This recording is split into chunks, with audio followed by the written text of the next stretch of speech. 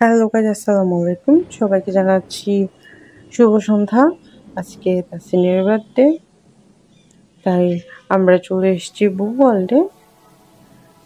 সাথে আছে আমার ভাইয়া, রনি, আম্মু, জাহিদ, তাসিন, সবাই আছে।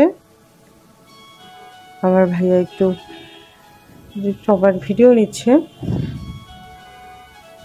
আমরা এখানে আছি সন্ধ্যা থেকেই। সন্ধ্যাবেলা ছিলাম বুক ওয়ার্ল্ড অ্যামিউজমেন্ট পার্কে। ওখানে অনেক অনেক রাইড আছে। আসলে আমার আর তাসিনের বার্থডে কাছাকাছি। আমার হচ্ছে 3 অক্টোবর, তাসিনের হচ্ছে সেপ্টেম্বর 29 তারিখ। এই জন্যে একই সাথে 2টা কেক নেওয়া হয়েছে। তো সন্ধ্যাবেলা আমরা খুব এনজয় করি বুক ওয়ার্ল্ডের কিডস জোনে। ওখানে অনেকগুলো মজা রাইড ছিল।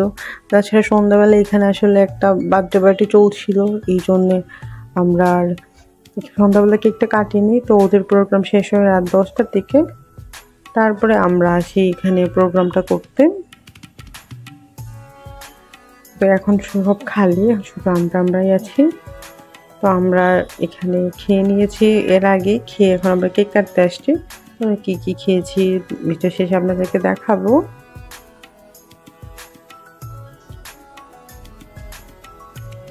আর কেকটা নিয়েছি আমরা চট্টগ্রামের একটা স্পেশাল দোকান থেকে। ওদের কেকটা অনেক ভালো।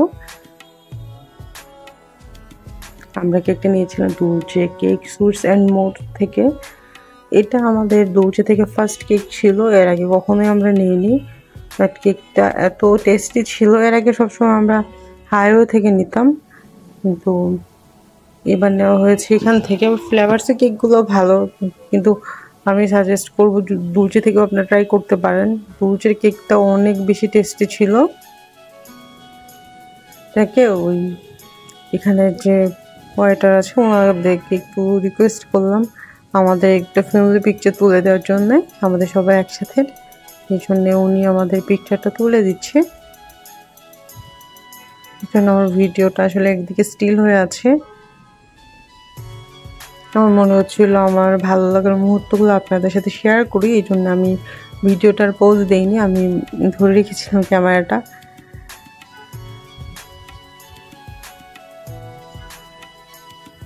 দেখ মোটামুটি শেষ আমাদের ছবি তোলা। ছবিগুলো একটু দেখে নিই ঠিকঠাক তুলেছি কিনা। অনেক সময় বাইরের কাউকে ছবি তুলতে দিলে হয় কি ঠিকঠাক মতো তুলে না। ওনাদের ভিডিও করা শেষ, এখন কেকটা একটু কাটবো তাসিনকে আম্মুকে নিয়ে। আসেন তো সন্ধ্যা থেকেই কখন কেক কাটবে কখন কেক খাবে এটা নিয়ে এক্সাইটেড।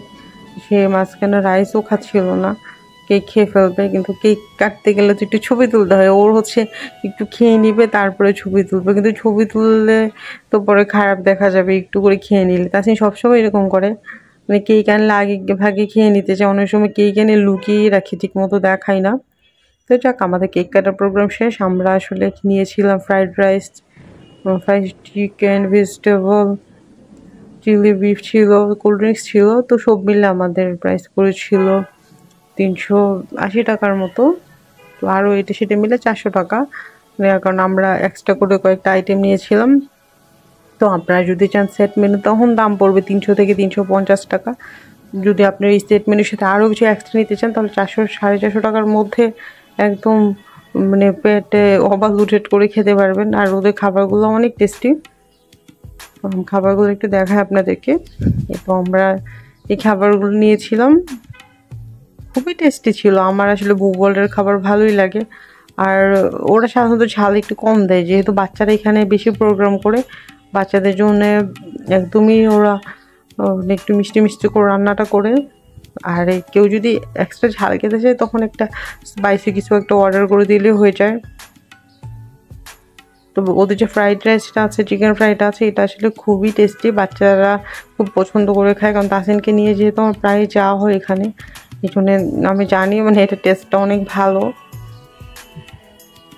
তা আমাদের আসলে সবগুলো খাবার এখনও আসেনি, শুধুমাত্র সেট মেনু যেগুলো ছিল ওগুলো দিয়ে দিয়েছে, কিন্তু এক্সট্রা যে কোল্ড ড্রিঙ্কস জুস ছিল ওগুলো দেয়নি এখনও।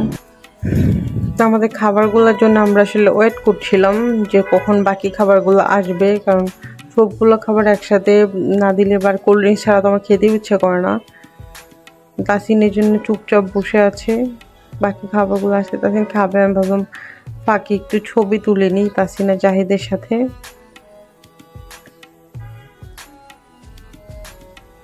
আপনারা দেখতে পেয়েছেন এখানে আসলে প্রচুর মানুষজন, এই সময়টাতে অনেক মানুষ ছিল, বাট আমরা কেকটা কাটি অনেক রাতের বেলা।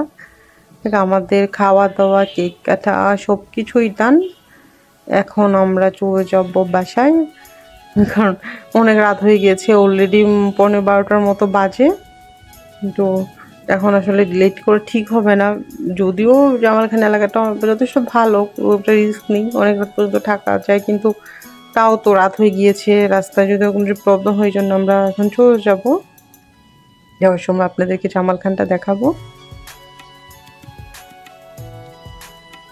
আর এই যে সিঁড়িটা দেখতে পাচ্ছেন, এই সিঁড়িটা দিয়ে উপরেই হচ্ছে কিডস জোনটা, আর কিডস জোন নিচের তলায় হচ্ছে রেস্টুরেন্টটা।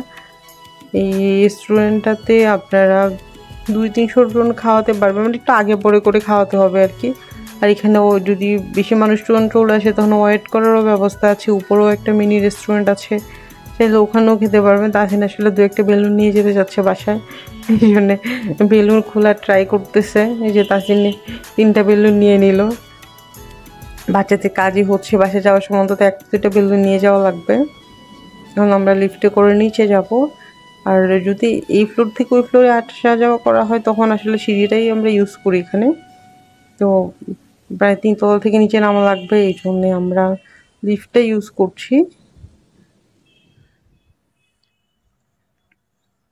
তবে এইটার লিফটের পাশে যে গ্লাস লাগানো, ওই জন্য বাইরের দিকটা দেখা যায়, অনেক সুন্দর লাগে দেখতে। লিফট আসলে এখন আসেনি, আমরা লিফটের জন্য ওয়েট করছি, কিন্তু লিফটের গ্লাস আর কি এক পাশে। আর জামালখানটা যেহেতু সুন্দর, এই জন্য লাইটিংগুলো দেখতে অনেক ভালো লাগে। তো লিফটের ভিতরে অনেকগুলো লিফট থাকে না, যে খুব গুডাউন গুডাউন লাগে, এই দেখুন এই লিফটটা থেকে জামালখান দেখা যায়। আর জামালখানের লাইটিংটা এত সুন্দর, রাতের বেলা দেখতে অনেক ভালো লাগে। জামালখানের অনেক ভিডিও আছে আমার চ্যানেলে, আপনারা চাইলে দেখে নিতে পারেন। কিছুক্ষণের মধ্যে আমরা নিচে নেমে যাবো।